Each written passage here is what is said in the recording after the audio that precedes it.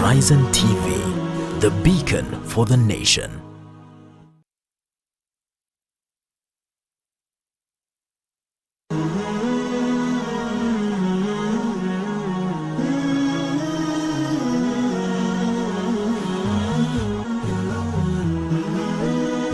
Horizontv, the beacon for the nation.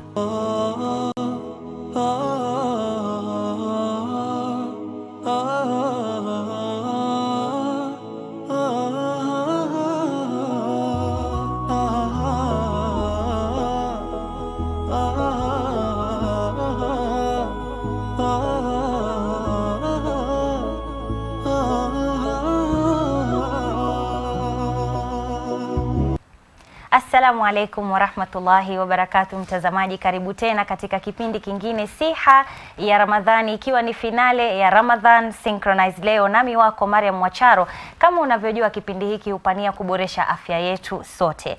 Nilivyokuahidi wiki iliyopita kwamba leo tutaweza kuendelea na mazungumzo yetu ya ugonjwa wa kisukari. We'll be talking about diabetes, but on this particular episode we'll be delving deeper. We'll be looking at more management of diabetes, herbal treatment. Why do people turn to herbal treatment when they're suffering lifestyle diseases? Na vile vile tutaweza kuangalia, je, mgonjwa wa kisukari, what should they eat? Because there was an incident that happened and I will explain it, and so we will get some leeway, or rather some light, by one of our doctors here who will tell us exactly what should a diabetic person be eating. Karibu tena mtazamaji, na kukaribisha na kwamba na kukumbusha line zetu za simu na SMS zitakuwa wazi kuanzia kitengo cha pili cha kipindi chetu. Kwa sasa tutaweza kusikiza tu wageni wetu hapa studioni. Kama unavyoona, sipo peke yangu, nipo naye Dr Salwa Shahbal ambaye ni the founder of Diabetes Management Center, na vile vile upande wangu hapa wa kushoto vile vile ni naye Dr Amina Jasho ambaye ni nutritionist, and I have Shadrack Moimet. Okay, Shadrack Moimet ambaye ametoka all the way from Eldoret. He is a herbalist from Koibatek Herbal Clinic. Karibuni sana for gracing our show today. Kabla hatujaanza mtazamaji, nianze tu na matangazo. Ni kwamba in Kenya we have over 407,000 or rather 470,000 refugees, with the vast majority living in two camps, and that's Dadaab and Kakuma. Now almost half, and that's 49% of refugees in Kenya, they are not attending school. Only less than 1/3 of refugee school children are attending secondary school. 87% of refugee youth do not have access to tertiary education. To address this growing crisis, we are using the holy month of Ramadan to mobilize Muslims and non-Muslim community to raise funds towards educating refugee youth in Kenya. The appeal is being led by the Supreme Council of Kenya Muslims in partnership with UNHCR and the UN Refugee Agency. There are three ways that the members of the community can support and engage Ramadan education for refugee appeal. Now, 1, make a donation online via M-Pesa on paybill number 329378, account Ramadan, and that's RAMADAN, or donate.unhcr.org/Ramadan, and that's RAMADAN. Engage in the mosque fundraisers across Nairobi and help spread the word across social media, emails, in conversation with each other. Na mtazamaji, kama nilivyosema wiki iliyopita kwamba tunaambiwa katika dini yetu, ukimwondolea mwenzako some difficulty in the world, Allah will remove a difficulty for you as well in the hereafter. So before we begin our show today, let me just ask my director there, Muhammad Shakombo, to have us a video on the uses, or rather what the pancreas does. Shakombo? Pancreas is an important organ beneath your rib, behind your stomach, that works like a personal health coach. It controls your sugar level in the blood and produces a special juice that releases the nutrients from the food you eat to help keep you in shape. The pancreas controls the amount of sugar in your blood with the help of two hormones, insulin and glucagon. Having too much or too little sugar is not good, so the pancreas must stay in constant alert. After a meal, the blood becomes flushed with sugar. To bring us to normal, the pancreas releases insulin, which makes excess sugar move into cells where it is used as an energy source or stored for later. On the other hand, when sugar levels are low, the pancreas releases a hormone called glucagon that tells the body cells and liver to release stored sugars back into the bloodstream. This interplay between insulin and glucagon is what keeps our sugar levels balanced. But a faulty pancreas cannot help this work, meaning there is no balance. This could trigger a condition called diabetes. Without regular insulin release, sugar builds up in the blood, hardening the blood vessels and causing heart attacks, kidney failures, and strokes. People with diabetes also tend to have high levels of glucagon, which makes even more sugar circulate. Without the balance, our bodies will not be able to digest important nutrients. Therefore, we need to help this health coach organ achieve its full potential and improve our health. Now, those are the functions of the pancreas as you have seen. I hope you've all seen, Dr. I hope we are right. You're the specialist here. Maybe if I can just come directly to you. Last week we talked about the types of diabetes, but we really did not delve into the types that much. Please kindly give us a brief on the two types of diabetes we talked about last time. Okay, so basically what we mentioned was what diabetes was and the major types, which is type 1 and type 2. And we said that diabetes is when you have little or no insulin in your system. So type 1 are the patients who are younger, and they're usually born, if I can put that in quotes, with the condition, okay? And these patients produce less than 10% of insulin. And from the get-go, these patients usually require insulin injections. Okay. So tablets won't work because they're producing very, very little insulin. They make up at least 10% of the diabetes population in the world.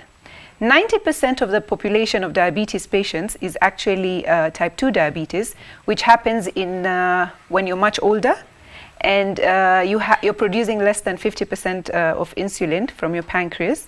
And usually because of that, we can start you off on oral medication, which is tablets. Okay. What people need to understand is diabetes is a progressive illness. There's no, oh, type 1 is worse than type 2. No. Okay. Uncontrolled diabetes is bad, whether you're type 1 or type 2.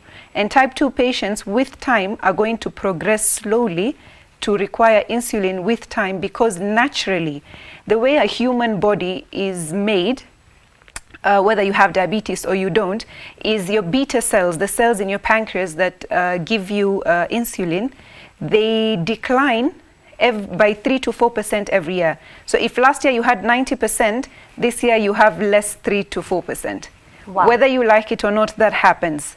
Now, our lifestyle is what determines whether you're increasing that loss by more, whether you're increasing it to 20% each year, or you're maintaining the natural progression of diabetes. Yeah. Oh, okay. So you say that type 1 diabetes, usually somebody is born with it. Okay, I'm not saying born with it in terms of, or you get it from your mom, no, but it happens in a younger population. So, for example, one of the youngest patients I currently manage is 1 year old. Okay. So there's usually, in type 1 diabetes, it happens in children, let me say that, okay? These patients tend to be lean. Lean meaning they're not obese. Okay. And number 2 is they're lean, there's no family history.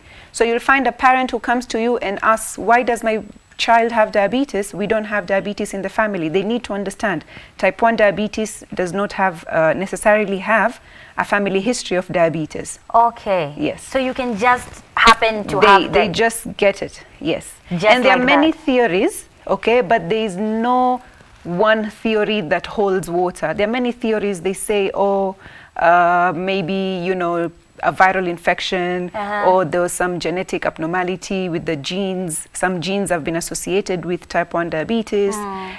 They say, the environmental factors, okay? But there are many theories, and there's no one particular reason as to why your first child will have diabetes, your second will not. You get my point? Yes. Yeah. So this explanation from you, a doctor, maybe if I can ask you, Shadrack, you are a herbalist.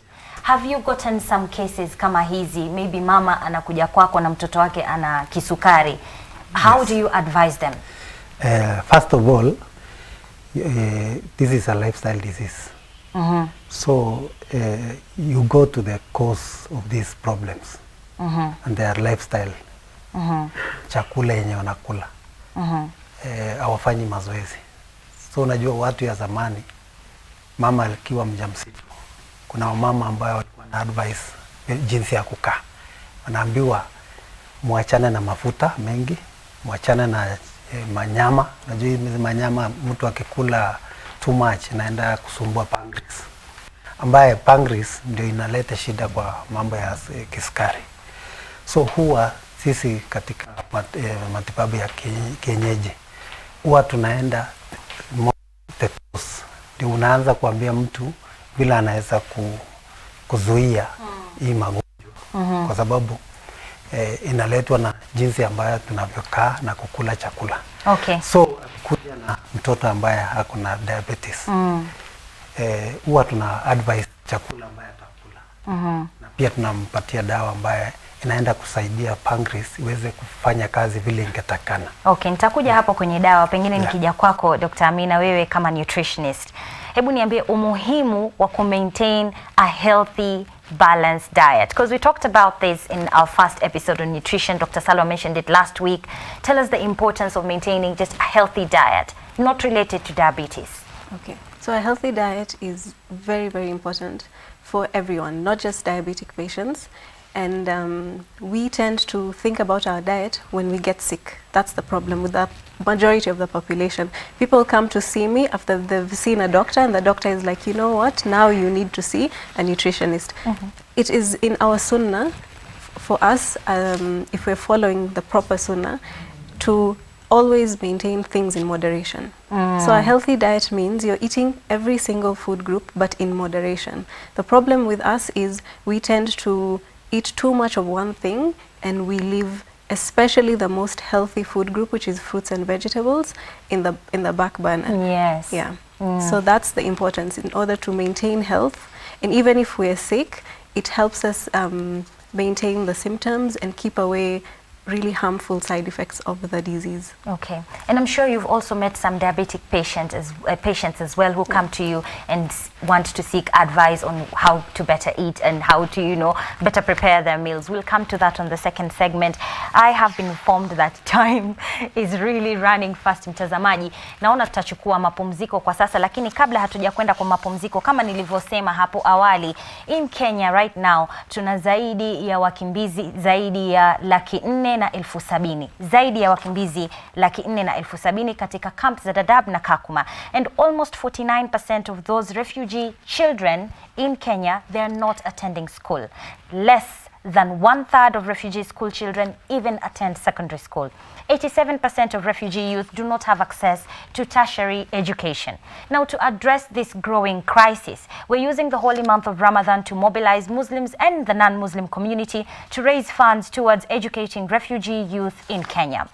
This appeal is led by the Supreme Council of Kenya Muslims in partnership with UNHCR, the UN Refugee Agency as well. Now, there are 3 ways in which you can come in and offer support and help. Over the Ramadan appeal, make a donation online or via M-Pesa via paybill number 329378, account Ramadan, and that's RAMADAN, or donate.unhcr.org/Ramadan, RAMADAN, or you can engage in mosque fundraisers across Nairobi, help spread the word across social media, emails, and in conversations rather with each other. Mtazamaji, tuweze kuwasaidia wenzetu. We kama una dadako ama una mwanao ambaye yuko nyumbani na hana chance ya kujoin secondary school, I know how much pain you may feel for this child. So let's come together and help refugee children. Let's take a break. We'll be back very soon.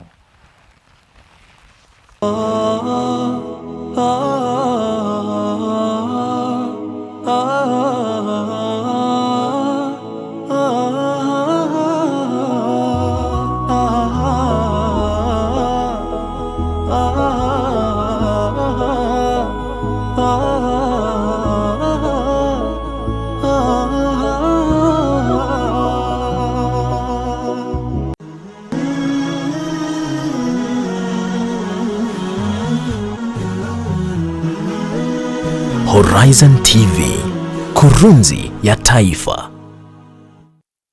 Bismillahirrahmanirrahim. Jina langu ni Daktari Yusuf Abdurrahman Nzibo. This is an appeal by SUPKEM and UNHCR to all Muslims during this holy month of Ramadan to come together, raise funds to help refugee students in the Kakuma and Dadaab refugee camps. Many of the students do not have the hope of going beyond primary education. The Holy Quran and the teaching of the prophets emphasize of the need of education. We are therefore appealing to you as Muslims during this holy month of Ramadan for your generosity to help these needy students to have a hope of continuing with their education, to have a career, and also to have the opportunity to go back home and rebuild their nation.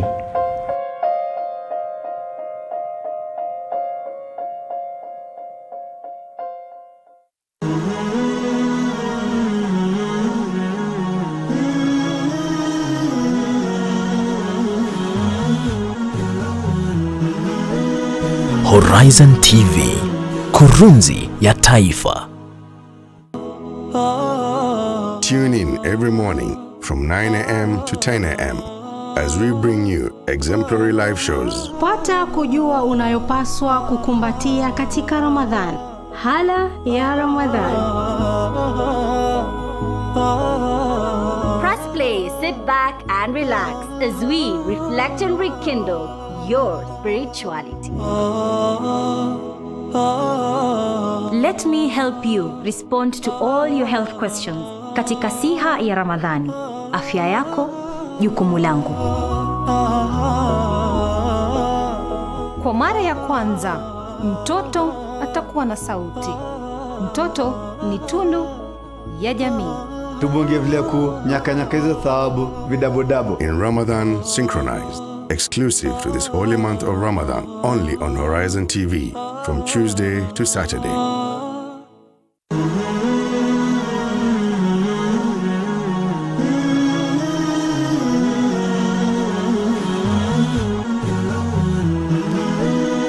Horizon TV, the beacon for the nation.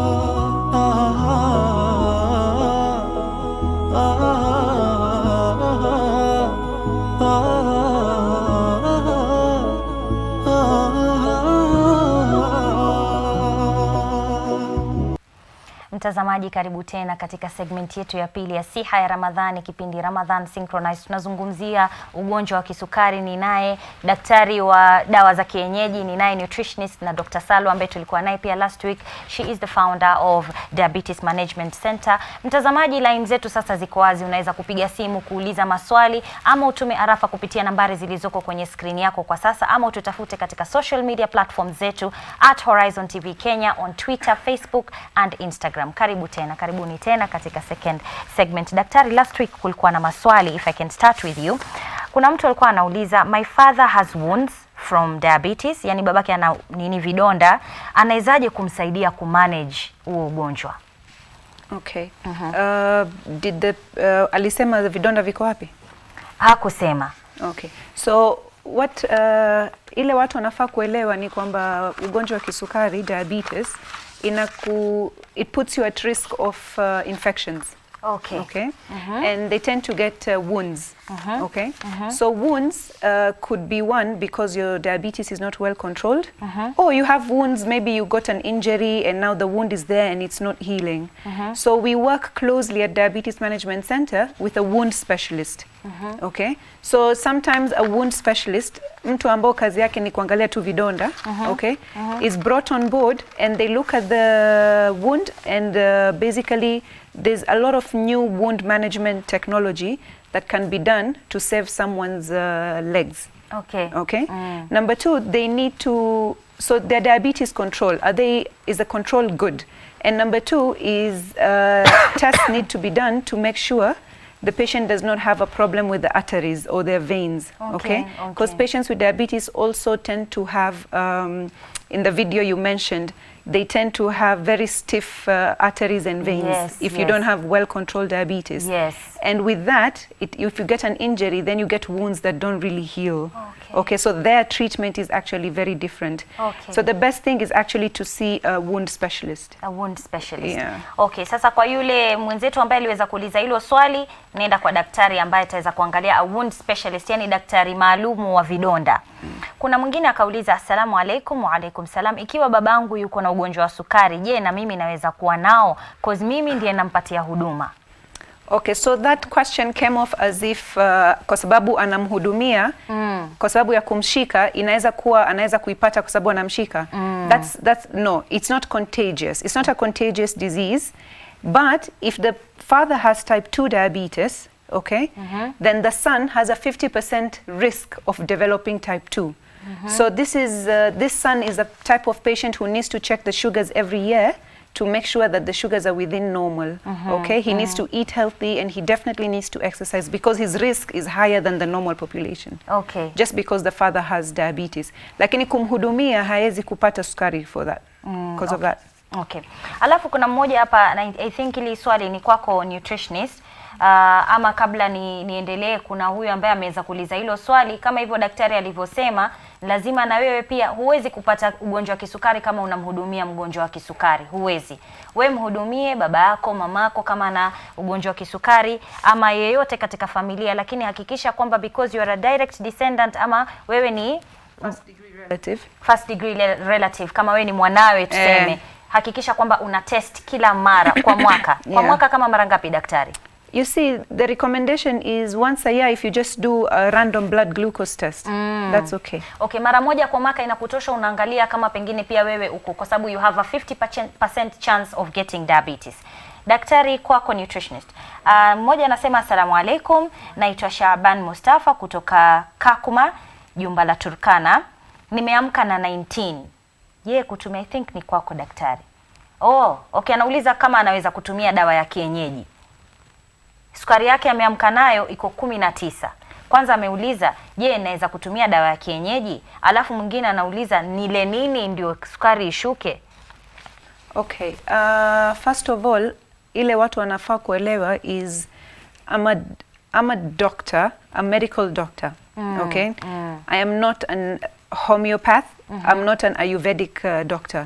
So I can't touch on medicine I don't know anything about. Okay. So I can only touch, so I can't advise on herbal medication. I'll actually start telling you, you need, first of all, 19, I need to give you a shot of insulin to reduce it, then decide whether you need medication in terms of oral medication or insulin based on your control done by a test called an HbA1c. Okay. That's as much as I can do. In terms of herbal medication, I am in no position to give that advice. Okay. I would actually tell you, I can't give you that advice. What I can do is do this for you. Yeah. Moimet, pengine nikija kwako, I'm sure watu wamekuja kwako kukwambia, nimetoka nyumbani, sukari yangu, kama huyu anasema sukari yake iko 19, ameamka. Ni dawa gani ambazo nyinyi huwa mnapatia pengine patients with diabetes? Kwanza mtu akikuja na sukari iko juu, sometimes unamuadvise kwanza aende hospitali ile daktari anasema. Because huwezi tu unajua herbal medicine is slow but sure. Okay. Look for a long term solution. You don't just deal with someone who is on an emergency and say I want to give herbal medicine. Okay. You first see that this at 19 you have to go to the hospital and then to be managed. Come now for a long term solution, because in herbal medicine tuko na dawa ambaye inajaribu kurudisha. Ngoja kidogo, naarifiwa kwamba kidogo mikrofoni yako ina tatizo. Wacha tuitengeneza sasa hivi. Pengine daktari, kwa huyu mgonjwa wetu amesema kwamba ameamka na sukari ya 19, ni wakati wa daku. Anakula nini? Okay. Sasa for suhoor, the main thing what we want to do is throughout the day is give you constant supply of energy without having it spiking. Okay. Yeah. So advise tuwapatia watu, suhoor time, make the meal simple as possible but very complex. If you're eating carbohydrates, they have to be complex because it will give you a slow, steady supply of sugar throughout the day, and we want to prevent dehydration. So you have to maximize your fluid intake at that time. So the best things like oats, if you're having whole grain cereal, you know, and you have protein, so you drink milk, and you have fruits at that time. Yeah. So for diabetic patients, also fruits we have to portion. You can't just say now I'll eat a whole banana, then I'll eat this, because different fruits have different glycemic index numbers. So this just indicates how it raises your blood sugar over a period of time. Yeah. So like a banana, I would eat half a banana. Yeah. A piece of mango. Yeah. Yeah. Okay. Nakumbuka vile ambavyo umetaja chakula, nakumbuka kuna mmoja kwenye Facebook last week alinitext akasema, kwa mfano kama mimi nimepika wali na maharage kwangu nyumbani, portion yangu nitapima vipi ya kula na mimi ni mgonjwa wa kisukari? Okay. So wali na maharage peke yake? Peke yake. Okay. So the main thing I've noticed, most patients don't understand what a balanced meal is. We talk about balanced diet, but we don't balance our meals. So you see, if ukiwa na wali is a carbohydrate, and ukiwa na maharage, it's a protein, and it also has some carbohydrate.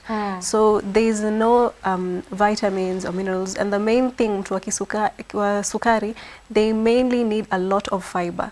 This is what's going to help control the release of sugar into your bloodstream. Yeah. Sasa yeye, portion control, we use the plate method. Sasa nusu wa sahani, a standard plate which is 19 inches. Sasa nusu iwe na vegetables na mboga. 9 inches, yeah. So mboga, and then a quarter is carbohydrate, and then a quarter sasa ndio protein. Sasa yeye atapakua quarter, sasa robo ya sahani. Robo ya sahani ndio iwe wali. Okay. Sasa robo ndio ya maharagwe. Sasa yeye you need vegetables sasa. Okay. Yeah, half the plate. Lazima. Yeah. Kila meal unayokula ni lazima uwe na mboga, uwe yani na all these fiber. Okay, yeah. Ndio iweze kusaidia. Haya, kwa yule mgonjwa wetu ambaye ameweza kuliuliza hilo swali kwenye Facebook, ndio kama hivyo nutritionist wetu ametuambia, hakikisha kwamba unakula a balanced diet. Hamna kupika wali na maharage peke yake. Pika wali na maharage yako, ongeza mboga. Unahitaji fiber. Yani ndio at least iweze kukusaidia all through the day. Alafu kwa huyu ambaye ameweza kuuliza kama unaweza kunywa dawa ya kienyeji, daktari amesema, unaona kama huyu mwenyewe herbalist amesema kwamba jambo la kwanza, umeamka, sukari iko 19, nenda hospitali. Sasa tueleze Bwana Moimet. After ameenda hospitali, kwa sababu hospitali huwa wanakupea dawa mpaka tuseme hakuna time yenye watakwambia utawacha. So atakuja kwetu sasa, tuanze sasa kurudisha the original state of that body. Hiyo mwili inatakana iwe inajitibu yenyewe. We have what we call immune system. So in herbal medicine, we have herbs which helps the immune system so that the body can start fighting the diabetes by itself. The other medication for a diabetic patient is cleansing, having herbs like dandelion, which has been used from time immemorial to help cleanse the pancreas, the liver and the kidneys to be very efficient. So that ukikula chakula, laini ya tumbo iwe efficient.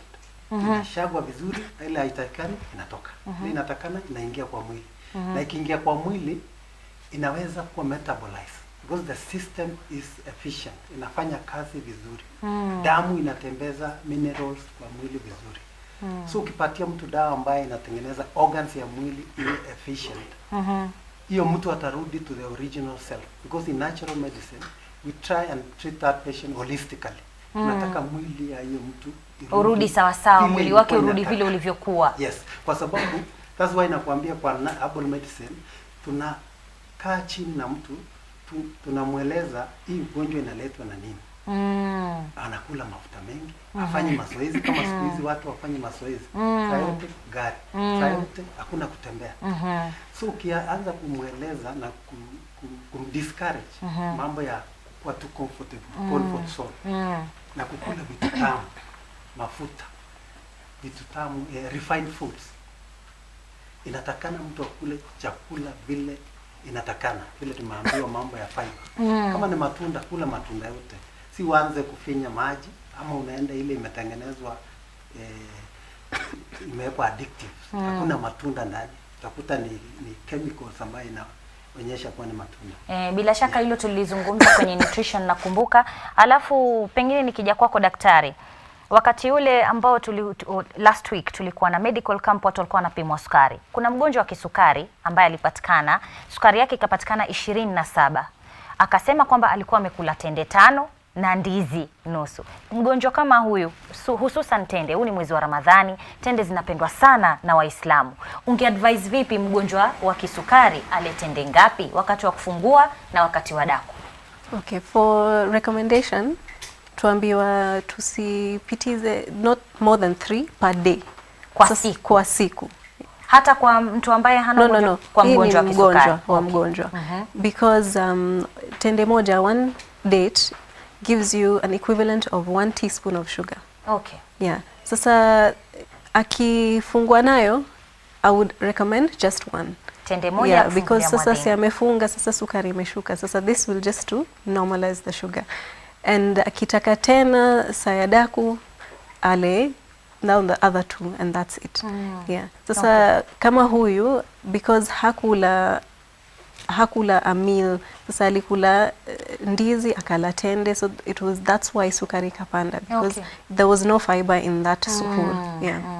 Okay, kwa hiyo hapa mimi naona umuhimu kwa mtazamaji wetu sasa ni kwamba chakula unachokula lazima kiwe balanced. Hakikisha una mboga, hakikisha una protein, hakikisha una carbohydrate, na pima sahani yako vile ulivyoelekezwa na daktari, na pia katika kipindi chetu cha kwanza cha nutrition. Twende katika mapumziko, tutakaporejea tutaendelea na mada yetu ya leo.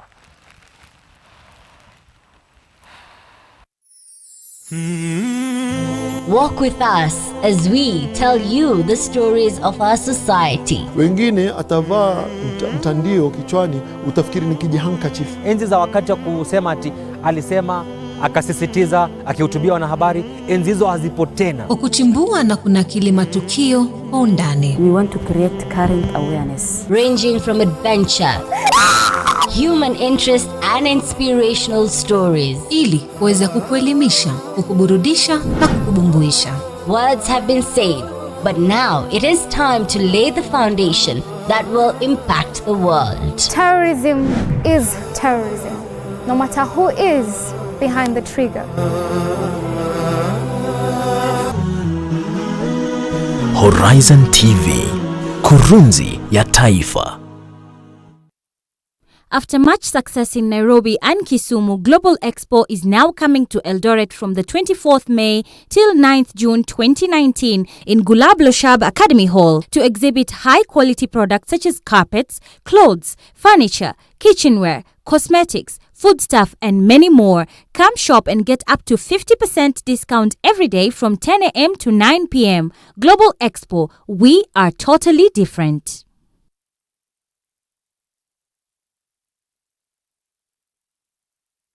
Ramadan Timetable is brought to you by the Labbaik account from First Community Bank. Open a Labbaik account with First Community Bank and save for Hajj. First Community Bank, driven by ethics.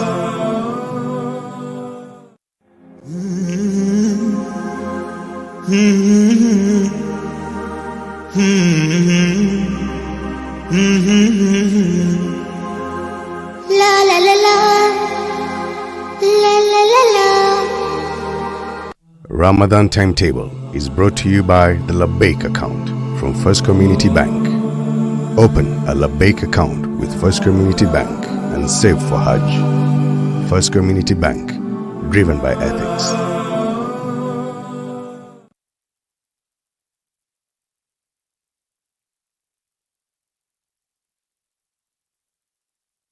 In the heart of the city center lies Kilimanjaro Jamia Restaurant, a family-friendly, halal-certified restaurant with a wide array of continental, Somali, Indian and African dishes. With close proximity to Jamia Mosque, this Ramadan get great iftar packages.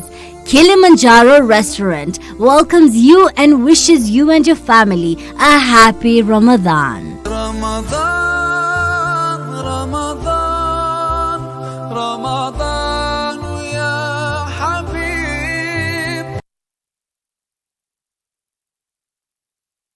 The award-winning companies Kenya Orchards Limited, Cole and Golden Valley provide you with a healthy choice of food products which are extremely convenient and easy to prepare. Choose from our vast list of products such as water, jams and marmalades, canned vegetables, sauces and relishes, spices and herbs, desserts, frozen vegetables, dehydrated vegetables, frozen chips and much more. Make your retail purchases at any leading supermarkets across the country, and for any wholesale requirements contact 0718 500 594 or on email sales@njorocanning.co.ke for affordable and pocket-friendly prices. Limerejea tena, kubwa na bora zaidi. Tamasha la kimataifa la ununuzi. Sherekea mwisho wa mwezi wa Ramadhan na shamra za Eidul Fitri katika onyesho la biashara la 22 la Misri na Mashariki ya Kati, Westland Sarit Center. Njoo kuanzia Jumatano tarehe 29 mwezi wa Mei hadi tarehe 9 mwezi wa Juni mwaka 2019. Furahia bidhaa zetu maridadi na zenye thamani kuanzia fanicha, mazulia, vyombo vya jikoni, vyakula, pazia, vifaa vya kutumia umeme vya nyumbani, vipodozi, nguo, bidhaa za ngozi, manukato na bidhaa nyinginezo kutoka Misri, India, Iran, Kenya, Pakistan, Uturuki, Syria na Singapore. Usikose fursa ya kutembelea onyesho kubwa zaidi la biashara kila siku kuanzia saa 4 asubuhi hadi saa 2 usiku na upate bidhaa kwa bei ya hadi punguzo la 50%. Njoo usherekee mwisho wa Ramadhani na ukaribishe Eidul Fitri katika onyesho la biashara la 22 la Misri na Mashariki ya Kati, Sarit Center Westlands, kuanzia Jumatano tarehe 29 mwezi wa Mei hadi tarehe 9 mwezi wa Juni kuanzia saa 4 asubuhi hadi saa 2 usiku. Kiingilio ni bure.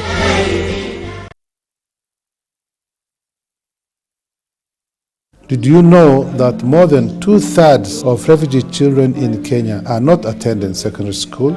They cannot go to secondary school Because of lack of space and funding. This therefore means we have a huge number of refugee youth each year sitting idle in camps, a whole generation of youths in our camps are stuck in limbo, are feeling desperate, feeling rejected, feeling hopeless and deserted. This is why in this holy month of Ramadan, we are on a mission to mobilize the Muslim community in Kenya to give refugee youth a chance at education. Remember, this month of Ramadan is the time when we can come together in strength and numbers to make a difference in the lives of thousands of young people. Join us to support the Ramadan appeal to educate the refugee children in Kenya.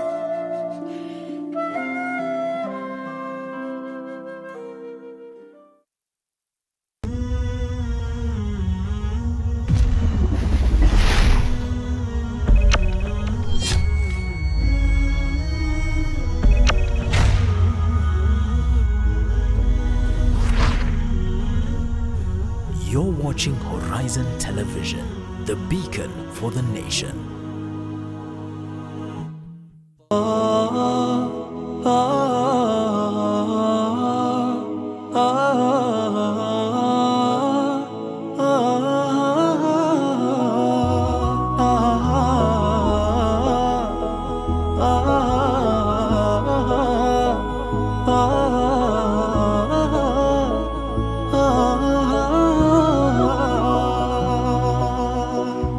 Na mtazamaji, tukiwa katika kitengo chetu cha 3 na cha mwisho cha finali ya Ramadhan Synchronised Siha ya Ramadhani.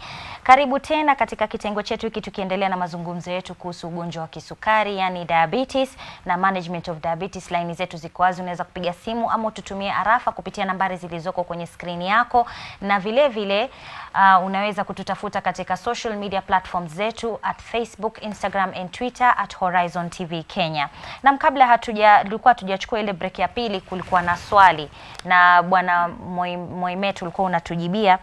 Hebu tuelezee kwa kifupi. Haya, sasa kabla naelezewa kwamba ni muhimu kwa haya matangazo, acha nianze na matangazo yetu alafu nitakuja kwako bwana Moimet. Mtazamaji, in Kenya, we have over 470,000 refugees, with a vast majority living in 2 camps, Dadaab and Kakuma.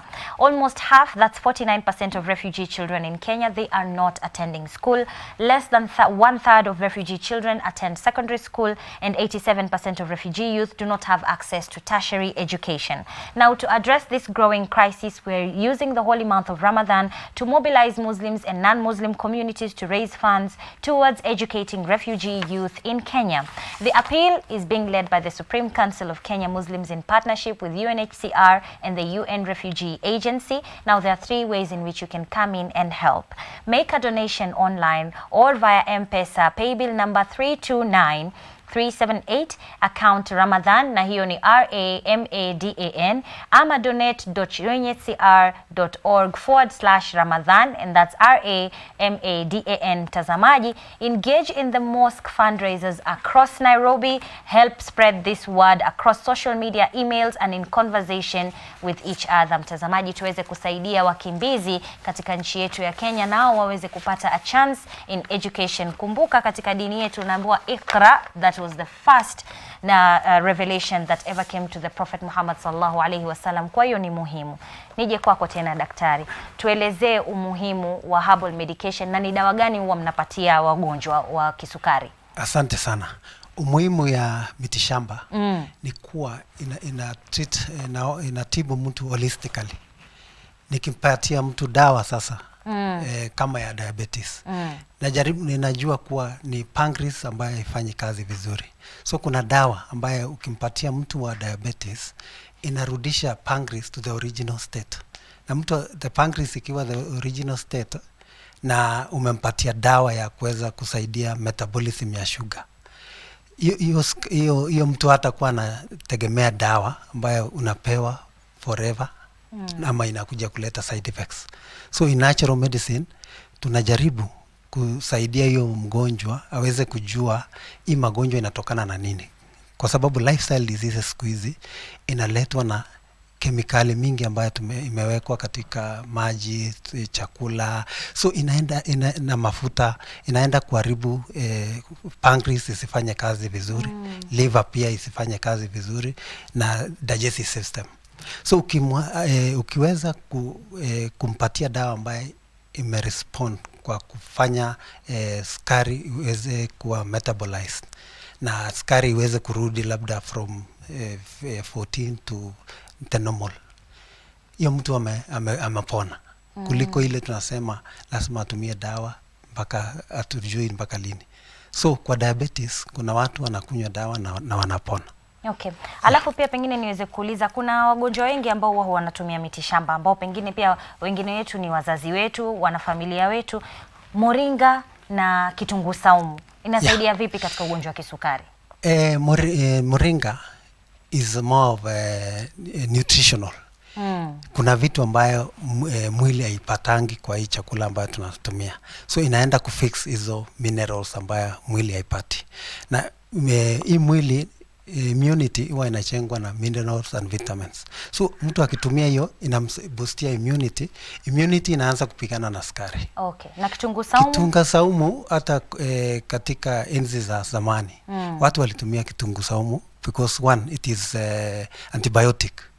So ukisaidia mwili, it is antibiotic, na pia iko na minerals ambayo inasaidia kujenga ile organs ya mwili kama pancreas na kidneys na liver. Okay. So hizo organs ikiwa efficient inasaidia katika kupigana na si diabetic peke yake, hata cancer na other lifestyle diseases. Kwa hiyo kwa kifupi ni kwamba dawa za mitishamba zinasaidia in management of lifestyle diseases na magonjwa, na pia kukusaidia mwili pia kumanage some of these diseases. Kujitibu yenyewe. Okay. Yeah. Haya, sawa. Pengine nafikiri hapo ni mwisho. Kuna mtu mmoja alikuwa anauliza kuhusu itwaje pera na majani ya mpera. Je, yanasaidia guava? Kuna watu wanatumia, lakini sisi kwa kliniki yetu hatutumii, lakini wanasema inawasaidia. Oh, okay. So sisi pengine nyinyi madaktari wa mitishamba huwa mnafanya kazi pamoja na madaktari hao wengineo wa pharmaceuticals ili kuweza kudevelop treatment? Mimi saidi nimejulikana Eldoret. Okay. So kuna madaktari wa hospitali huwa wana refer wagonjwa kwa herbal medicine, na kuna cases ambayo siwezi kuweza za emergency wana refer kwa hospitali. Okay. Alafu kuna wengine wenye wako na yani our belief kwa mambo ya mitishamba. But uzuri wagonjwa wanakuja kwa sababu ya kuambiana wenyewe, kwa sababu ya mtu mwingine amepona anamweleza mwingine hivyo. Kwa hivyo hiyo ndio imetusaidia. Okay. Yeah. Sawa, shukran sana Bwana Shadrack Moimet. Bila shaka nimefurahi sana kuwa nawe katika hiki kipindi. Kwa sasa najua kwamba unaondoka, unakwenda zako. Shukran sana kwa kuweza kucontribute on this topic. Tumeweza kujua mengi, maswali mengi yatakuja na bila shaka tutaweza kuzungumza zaidi na tutakuita katika kipindi kinginecho pia vile vile. Kwa sasa pengine niweze kumkaribisha tu Bwana Halake Racha ambaye he's a manager of a gym na ataweza kuzungumza na sisi kuhusu umuhimu wa kuweza kufanya mazoezi. Shukran sana Bwana Racha. Karibu katika kipindi chetu. Shukran sana Bwana Shadrack. Naam. Daktari, nikirudi kwako. Kuna mwanadada hapa anasema assalamu alaikum dadangu. Wa alaikum salam. Naomba kujua hospitali or clinic gani inaweza kumpata Dr Salwa Shahbal and Amina. Shukran. Haya, utaweza kuambiwa. Nasikia kuna mtu anapiga simu. Hello Horizon TV. Horizon TV, hello. Horizon TV. Hello Horizon TV. Naona nilikuwa ninakupata yani kidogo, lakini sauti ilikuwa inasumbua. Kumbuka mtazamaji, unapopiga simu punguza sauti ya TV yako angalau tuweze kuelewana. Bwana Racha, karibu sana. Asante sana. Karibu katika kipindi chetu. Leo tunazungumza kuhusu ugonjwa wa kisukari. Dr. Amina na Dr. Salwa Shahbal, kuna mmoja angependa kujua clinic zenu, pengine baadaye tutaweza kuzungumza nao baada ya kipindi tuweze kuwa direct kwenu. If I can ask you, Bwana Racha, you are a manager of a gym. Umuhimu wa kufanya mazoezi kwa hususan mgonjwa wa kisukari ni nini? Basically, let me tell you that we've been having these cases for a while, and 90% of the clients that come to the gym are sent by the doctors. And actually we work in conjunction with all the doctors. There's type 2 of diabetic. Those are people that we're getting in the gym, and it's so critical to deal with them. So one thing, they need to know that exercise is a must. That one is a must. Either you're diabetic or not diabetic, but diabetic is a must. So when a doctor is sending you, so we're working 3 of us. So a doctor will send you, I will work on you, I will send you to the nutritionist so that they can do for you a diet. And then from the diet, we do for you a program. Yes. Okay. Yes. Okay, sawa. Kwa hiyo nimepata hapa madaktari watatu na yani gym person ambayo wao wana work together in cases. Doctor, if I may ask you, diabetes is very rampant today. What are the current statistics in Kenya for patients with diabetes? Okay, worldwide, we're working with, according to International Diabetes Federation, with more than 400 million people in the world affected with diabetes. And this is going to exponentially raise to more than 600 million people by 2040. What you need to understand is the most affected areas would be low to middle income countries, like our country. Yeah, and diabetes is a very expensive disease, so we can't afford to get diabetes. Okay? Another thing that I would like specifically to mention about the Muslim community is we are about 1.8 billion Muslims in the world. Okay? When you look at the MENA region, which is the Middle East and North Africa region, which about more than 90% of the population in those regions are Muslims, 1 to 5 people has diabetes. Wow. That's how serious it is. Okay, so diabetes in the Muslim community is also extremely rampant. If you meet any doctor, we'll get to that. If you meet any doctor in Nairobi right now, they'll tell you one of the commonest type of patients they see is from the Somali community. Okay, and in Mombasa there's a lot of diabetes. Okay, so Muslims as a whole, I think we really need to go back and re-evaluate how we eat, because we mix a lot of Islam and culture. Muslims generally, we are very giving. Yes. And you're even told when you have a guest in the house, you're supposed to be extra giving. Yeah? But we should never forget that the Prophet ﷺ mentioned that we need to eat a certain way. Yeah? I think if we go back to that sunnah, we can really lower the rates. Now in Kenya, the statistics are about 1 to 11. people have diabetes. Okay, let me just have this other microphone, please. I think there's something wrong with the sound system today. Okay, sorry. So I was basically saying in Kenya, we're about 1 in 11 people has diabetes, but this range, this is mostly in the rural area. There's a probability that in the urban area, it's actually worse, okay, because of our lifestyle. We don't exercise, we're always stuck in traffic. I think we all need to be his members of his gym. Yes. Yeah, and we eat very extremely large portions. Amina here would, I think, agree to that. Yes. We eat extremely large portion. All you need to do is Google the food portions in the maybe 60s and now, and you'll find the amount of pasta you put on your plate has almost tripled. Okay, so we eat the most unhealthy foods, processed foods, and we also eat a lot, and we focus on the wrong type of food group because you just want to have a quick bite and go back to work. Yeah. Other things like exercise are related to the security of our country. If you're working till 6 p.m., by the time you reach home because of traffic, it's 8 p.m., it's unsafe to go walk outside. Yeah, in other countries, you'll see people jogging up to midnight. Yeah, so it's mostly because of the lifestyle and especially type 2 diabetes, which is about 90% of the diabetes population. So we really need to think back and see where we went wrong. For the processed foods, we need to go back to what our grandparents used to eat. Okay, we need to exercise, we need to eat healthier. So all these are extremely important and are the reasons why diabetes keeps going up. Yeah. Okay. Yeah. This is a very good insight from you daktari, kwa sababu wengi huwa hawajui umuhimu hasa wa ile portion ya chakula. Tumfate tu Mtume Muhammad sallallahu alaihi wasallam aliposema unagawanya tumbo lako mara 3. Pata nafasi ya chakula, ya maji na ya hewa. Ukifata hivyo basi utakuwa sawa, na kumbuka mazoezi ni muhimu. Pengine tupitishe microphone kwa Bwana Racha pale atuelezee sisi ambao tunafanya kazi. Manake ugonjwa wa kisukari sasa umejulikana kwamba una affect watu ambao ni sedentary lifestyle. Unajua mimi nikija hapa ofisini kama hivi nimeketi nafanya kipindi, baadaye nasimama na keti pale kwenye kompyuta yangu mpaka jioni. Hamna zoezi nilofanya labda kutembea kutoka ofisini kwenda msalani, kwenda msikitini. Sisi working office going people, mazoezi kama gani tunaweza kufanya? Thank you. I think I'll tell people that we all have 24 hours. So no one is having 23 hours. And in the gym, you only need 40 minutes or 1 hour.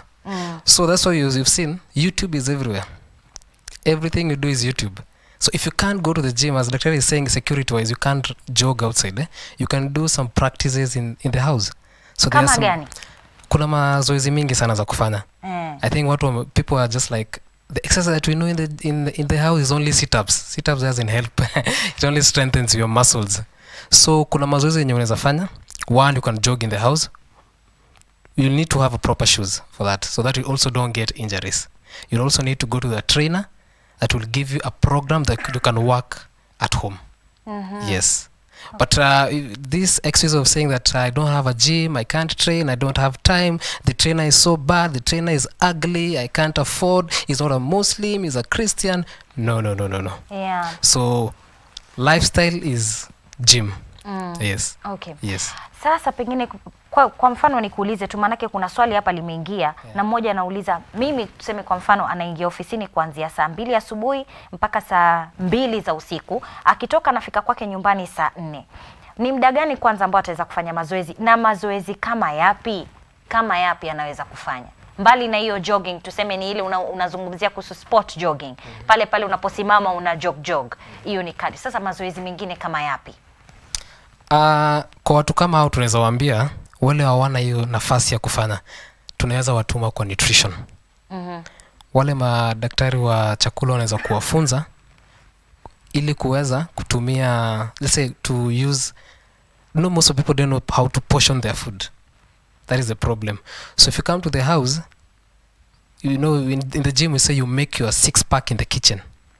You can't make your 6-pack in the gym. You make your 6-pack in there, because gym is 20%, diet is 80%. 80%. Yes.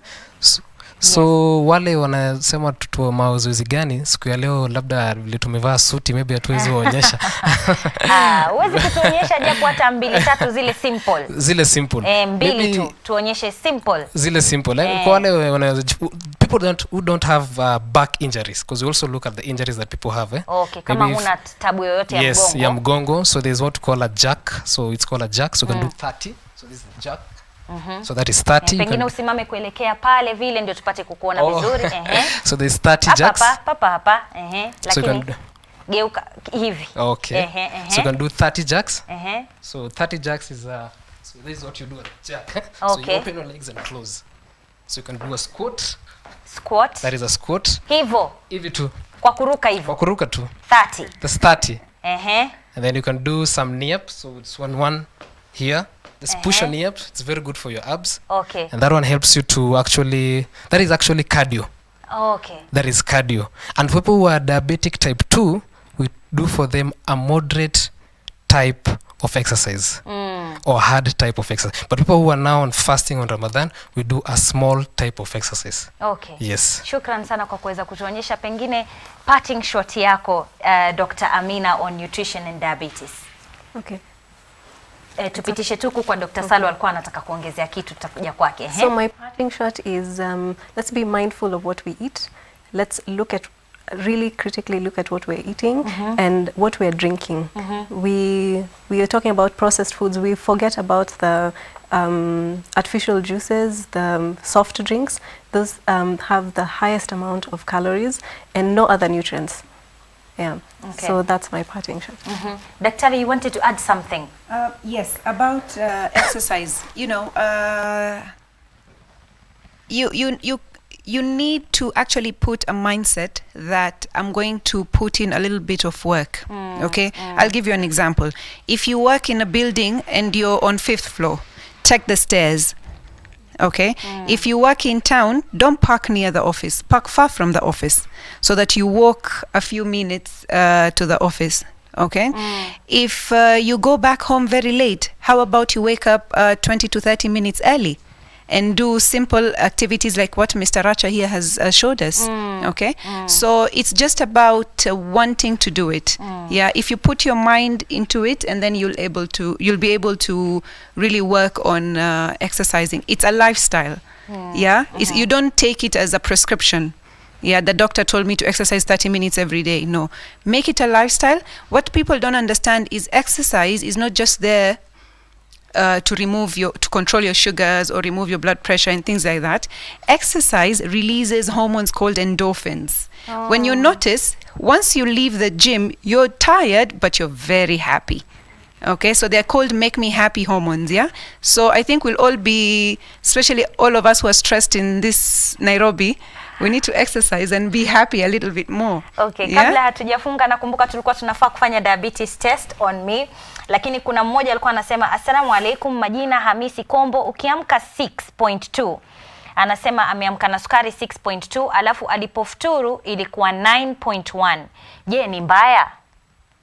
Does he have diabetes? Yes, ana ugonjwa wa kisukari. So technically speaking, a fasting if you already have diabetes, your fasting blood sugar needs to be below 7 if you don't have any other comorbids. Comorbids are end organ damage, like if you've never gotten heart failure or kidney failure. All your systems are in place, but you have diabetes type 2, and your fasting sugar should be less than 7. So a 6.2 is good. Okay. 2 hours after you eat, your postprandial, which is 2 hours after you eat, your sugar should be less than 10. So 9.1 is okay. Iko sawa. Kwa hiyo Hamisi Kombo, kama umeamka na 6.2 na una ugonjwa wa kisukari, iko sawa, manake fasting yako ama kabla hujakula unafaa kuwa na chini ya 7, na baada ya kula, baada ya masaa mawili baada ya kula inafaa kuwa chini ya 10. Kwa hiyo 9 iko sawa. Daktari, tufanye test tujue leo Mariam Mwacharo, je, ana ugonjwa wa kisukari? Manake mimi mamangu tayari ana ugonjwa wa kisukari. Kwa hiyo I know I have a 50% chance of getting the diabetes. So let's see. Okay. Nisogeze? Yeah. Okay. Sogeze kidogo hapa. Okay. Can they hear me? Sijui. Nafikiri unaweza kusikika bado. Ama okay, anakusikia. So what we're doing for her, what time did you have suhoor? nimekula around saa 10:30. Yeah, so this will probably be a fasting, yeah? Yeah, because it's more than 2 hours. It needs to be at least 6 hours after for it to be a fasting, but let's call it a fasting sugar. Okay. Hopefully. It depends on what she ate for suhoor. It can easily just be a random sugar. Nimekula tende 3 na maji glass moja. Okay. So we are using special needles. They won't hurt. Okay. We use special needles in the office. The safety lancets, so they don't hurt. They're actually called painless. Songea nyuma kidogo ndio tupate kuona. Okay, so hizi ni special needles umesema haita? Yeah.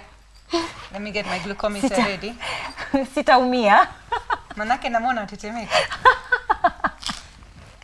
Mimi ni muoga kidogo kwa uchungu. Haya, bismillah. Bismillahirrahmanirrahim. It wasn't painful. It wasn't painful. So this is the strip. Okay, glucose strip inside a glucometer.